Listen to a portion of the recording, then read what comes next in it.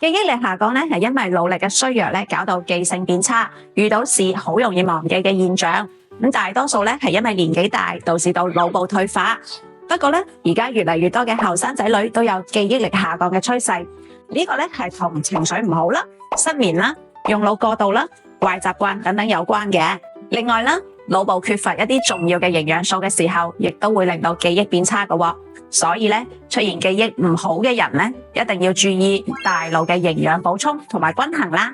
我哋建議你補充卵磷脂。卵磷脂咧係構成腦細胞嘅重要營養，可以增強大腦活力，消除大腦疲勞，提高記憶力，而且能夠修復受損嘅腦細胞，預防痴呆噶。另外咧，卵磷脂喺人體入邊咧會釋放出膽鹼，呢一種咧係幫助大腦進行記憶工作嘅必須營養素。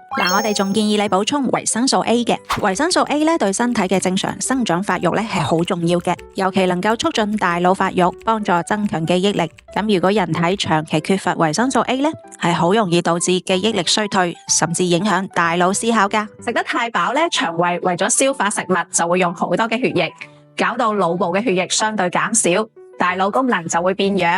咁保持食飯7分飽咧，係有助於新鮮血液流向大腦，增強腦部記憶嘅功能噶。唔夠瞓咧就會導致腦細胞死亡。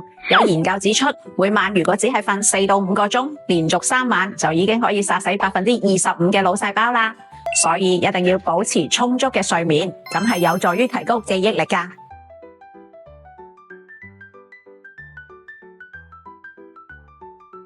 今時今日保命要緊啊，保持營養均衡，疾病拜拜。記得點讚同埋轉發俾你嘅屋企人喎。